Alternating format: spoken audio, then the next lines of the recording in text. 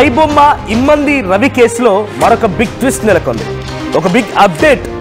ఆయన పైన మరొక 4 కేసులు నమోదు చేసేందుకు పోలీసులు రంగం సిద్ధం చేశారు.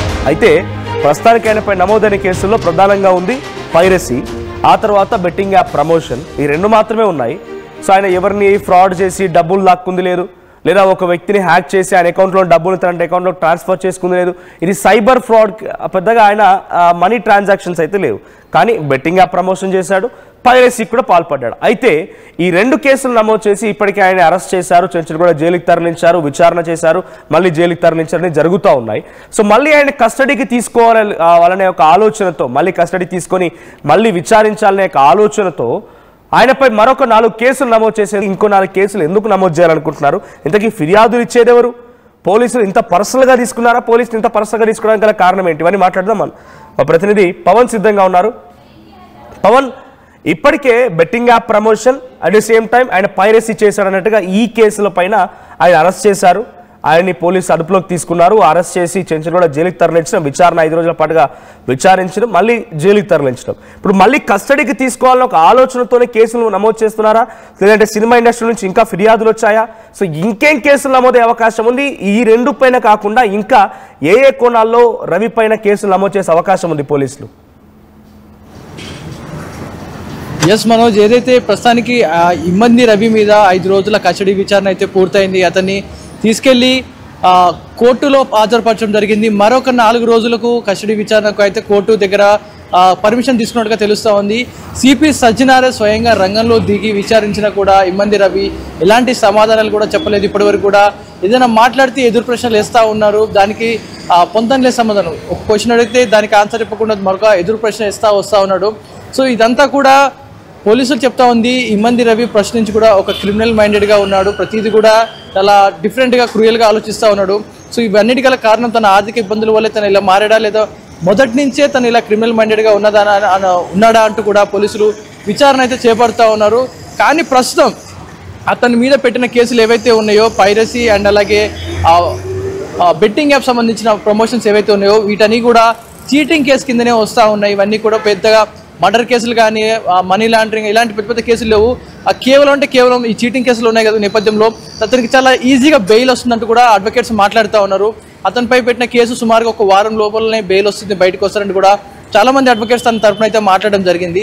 ఇదే సమయంలో రవి బయటకు వస్తాడనే నేపథ్యంలోనే పోలీసులు మళ్ళీ తిరిగి ఇంకొక 4 రోజులు కస్టడీకి తీసుకున్నారా, లేకపోతే సినీ ప్రముఖుల నుంచి ఒత్తిడి తెచ్చారా, లేకుంటే ఐబొమ్మ ఇమ్మంది రవి పోలీసుల్ని ఒక ఛాలెంజ్ చేయడం జరిగింది, మీరు నా మీద ఫోకస్ చేస్తే నేను మీ మీద ఫోకస్ చేస్తా అన్న ఆ నేపథ్యంలో పోలీసులు దీన్ని సీరియస్ గా తీసుకొని ఇమ్మంది రవి కేసుని పోలీసులు చాలా సీరియస్ గా తీసుకున్నారు, పర్సనల్ గా తీసుకున్నారు. సో పోలీసులు ఇంత పర్సనల్ గా తీసుకోవడం, ఆ తర్వాత మళ్ళీ ఆయనపై ఇంకా 4 కేసులు నమోదు చేస్తారనేటువంటి అవకాశం కూడా ఉండడం. సో ఇంకా ఏం కేసులు నమోదవచ్చు? ఆల్రెడీ మీరు చెప్పినట్టుగా చీటింగ్, అది piracy and betting app promotion. ఇవి కాకుండా ఆయన మనీ లాండరింగ్ చేయలేదు, లేకపోతే ఎవరిని హత్య చేసే ప్రయత్నం చేయలేదు, ఇవి ఏం జరగలేదు. సో ఇమ్మంది రవి పైన ఇప్పుడు ఏం కేసులు నమోదు అవబోతున్నాయి? పర్సనల్గా తీసుకున్న పోలీసులు ఇంకా ఏ కేసులు నమోదు చేయబోతున్నారు? ఎస్, ఏదైతే ప్రస్తుతానికి అతను బెట్టింగ్ యాప్స్ ఏదైతే ప్రమోట్ చేశాడో, 1x bet సంబంధించిన వెబ్సైట్ ఏదైతే ఐబొమ్మ వెబ్సైట్లో ఇంక్లూడ్ చేశాడో దాన్ని ప్రస్తుతానికి ఒక కేసుగా అయితే తీసుకోవడం జరుగుతుంది. బెట్టింగ్ యాప్ ప్రమోషన్ చేశాడు అన్న నేపథ్యంలో ఈ కేసును అయితే తీసుకోవడం జరిగింది. అదేవిధంగా డబ్బులు లావాదేవీలు ఏవైతే ఉన్నాయో బెట్టింగ్ యాప్స్ నుంచి ఇతనికి 100 కోట్లు రావడం జరిగింది. అవన్నీ కూడా ఎక్కడికి వెళ్ళాయి, దేనికి ఉపయోగించాడు అనే దానిపై కూడా విచారణ చేస్తూ ఉన్నారు. అండ్ అదేవిధంగా తన భార్య నుంచి కూడా, మాజీ భార్య నుంచి ఫోన్ కాల్లో సమాచారం అందుకోవడం జరిగింది. తనేమన్నా కంప్లైంట్ ఇచ్చే అవకాశం ఉందా, మీరు కంప్లైంట్ ఇవ్వగలరా అనే నేపథ్యంలో కూడా భార్యని అడగడం జరిగింది. సో ప్రస్తుతానికి అయితే ఆమె ఉన్న ఇన్ఫర్మేషన్ వరకు పాస్ చేసి సైలెంట్గా ఉండడం జరిగింది.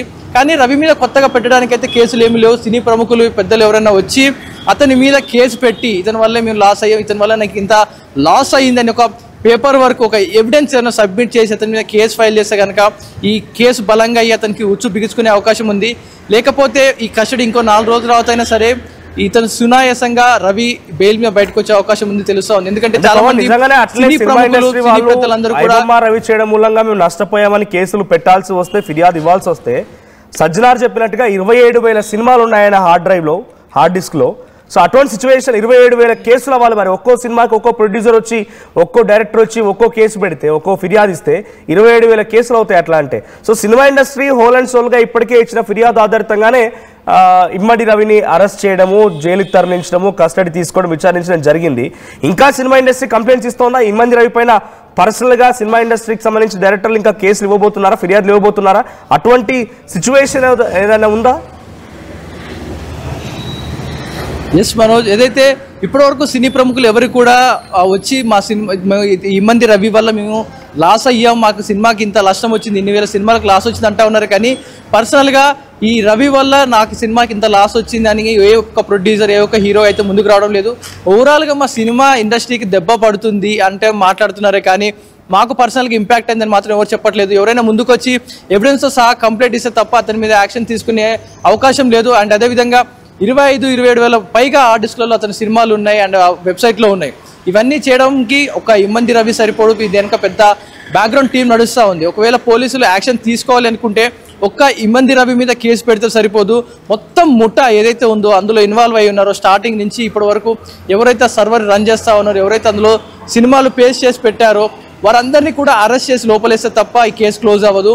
ఒక్క రవిని అరెస్ట్ చేసి లోపల పెట్టినంత మాత్రాన మొత్తం ఇతనే చేశాడంటూ కూడా అతని మీద ప్రూవ్ చేయడానికి ఎలాంటి ఎవిడెన్స్ అయితే ప్రజెంట్ లేవు. అతని దగ్గర సినిమాలు దొరికాయి కేవలం, అంతే వెబ్సైట్లో సినిమాలు ఉన్నాయి. సో అతని మీద కొన్ని పోటెన్సీ సెక్షన్లు అండ్ అలాగే బెట్టింగ్ యాప్స్ ప్రమోషన్ చేశాడు, ఇలాంటి కేసులు ఉన్నాయి తప్ప క్రిమినల్ కేసులు అయితే ఇంకేవి అవ్వలేదు. కానీ పోలీసులు అయితే విచారణ చేపడతా ఉన్నారు. ఆ సర్వర్ డీటెయిల్స్ కోసమే ఇంకొన్ని రోజులు కస్టడీకి మాకు టైం ఇవ్వాలంటూ కూడా కోర్టుని అడుగుతూ ఉన్నారు. కానీ రవి ఎన్నిసార్లు అడిగినా కూడా ఆ సర్వర్ డీటెయిల్స్ కానీ అతను వాడిన వెబ్సైట్ డీటెయిల్స్ కానీ ఏవి కూడా చెప్పడం లేదు. ఎదురు ప్రశ్నలు వస్తూ ఉన్నాడు. కానీ కొంతమంది అడ్వకేట్స్ మాట్లాడుతున్నట్టు అతను ఇమ్మంది రవికి సపోర్ట్ చేస్తున్న కొంతమంది అడ్వకేట్స్ అయితే ఈ విచారణ ఇలాగే ఇంకో 4 రోజులు ఇంకా కస్టడీకి పెంచుతారు పోలీసులు, తర్వాత ఇంకొక 4 రోజులు పెంచి ఇంకొక 15 రోజుల లోపల ఇమ్మంది రవికి బెయిల్ వస్తుంది. యథేచ్ఛగా అతను మళ్ళీ వేరే దేశానికి వెళ్ళిపోతారు, తన పని తను చేసుకుంటారంటూ కూడా అతనికి సంబంధించిన అడ్వకేట్స్ కొంతమంది ఎవరైతే సపోర్ట్ చేసి మాట్లాడుతున్నారో తన అడ్వకేట్స్ అయితే చెప్తా ఉన్నారు. Manoj, thank you Pavan. So Immadi Ravi, iBomma Immadi Ravi పైన మరో 4 కేసులు నమోదు చేయాలని చెప్పి పోలీసులు రంగం సిద్ధం చేశారట. ఆ 4 కేసులు నమోదు చేసి మళ్ళీ కస్టడీ కోరబోతున్నారట. ఇప్పటికే 5 రోజుల పాటుగా కస్టడీ తీసుకొని విచారించినప్పటికీ ఎటువంటి సమాధానం రాలేదు, ఆశించిన స్థాయిలో ఫలితం లేదు. సో పెద్ద ఎత్తున ఇమ్మంది రవి తన డీటెయిల్స్ ఎక్కడ కూడా బయటికి రివీల్ చేయడం లేదు. నెట్వర్కింగ్ ఎక్కడ ఉంది, ఎలా ఆపరేట్ చేస్తున్నావు, దీని ఆపరేషన్స్ ఎక్కడి నుంచి నడుస్తున్నాయి, ఇలాంటి విషయాలు పోలీసులు తామంతట తామే కనుక్కున్నారే కానీ ఆయన డైరెక్ట్గా ఇది విషయం అని మాత్రం ఎక్కడ రివీల్ చేసిన దాఖలాలు లేవు. అయితే తన మాజీ భార్య పోలీసులతో మాట్లాడుతున్న సమయంలో కూడా కొన్ని విషయాలు చెప్పుకొచ్చింది. ఆ విషయాలను కూడా పరిగణలోకి తీసుకున్నారు పోలీసులు. మరి ఇప్పుడు ఆయన పైన బెట్టింగ్ యాప్ ప్రమోషన్ అండ్ పైరసీకి సంబంధించిన విషయాలపైన, చీటింగ్ కేసులు లేకపోతే సైబర్ ఫ్రాడ్ కేసుల విషయాలు తప్ప ఇంకా ఎటువంటి కేసులు నమోదు చేస్తారు? మనీ లాండరింగ్ జరిగిందా, నిజంగా సంపాదించిన డబ్బులు ఏమైనా తప్పుదో పట్టించారా, ఇంకెవరితోనైనా లింకప్స్ ఉన్నాయా, సో దేశ విదేశాల్లో ఎక్కడో ఉంటున్నాడు కాబట్టి ఇంకేదైనా చర్యలకైనా పాల్పడ్డా, ఇలా అనేక కోణాల్లో కూడా ఆయన పైన కేసులు నమోదు చేయాలని చూస్తున్నారు. కానీ టెక్నికల్గా లీగల్గా చాలా సీనియర్ అడ్వకేట్లు చెప్తున్న ప్రకారంగా ఎన్ని చేసినా ఇమ్మంది రవి పైన నిలవడం తప్ప ఎటువంటి కేసులు నిలబడవు అవన్నీ కూడా. ఎందుకంటే ఇక్కడ దేశస్తుడు కాదు, ఇక్కడ క్రైమ్లో పాల్గొనలేదు, వేరే దేశంలో అక్కడ క్రైమ్ పార్టిసిపేట్ చేస్తారు కాబట్టి అక్కడ దేశాల శిక్ష వేయడానికి అర్హత ఉంటుంది. కానీ ఇక్కడ మనం పెద్దగా ఏం చేయలేమనే రకంగానే లీగల్గా చెప్తూ ఉన్నారు. సో ఇమ్మంది రవి పైన మరో 4 కేసులు నమోదైన తర్వాత సిపి సజ్జనార్ ఏం చేస్తారో చూడాలి. చరిత్ర సృష్టించినోడు ఇప్పుడు ఆ చరిత్రని తిరగరాయబోతున్నాడు. అబద్ధాల గోడల్ని బద్దలు కొట్టి నిజాలను రాగా మీ ముందుంచబోతున్నాడు. నిజమైన వార్తల కోసం వెంటనే డౌన్లోడ్ చేసుకోండి రా యాప్ని.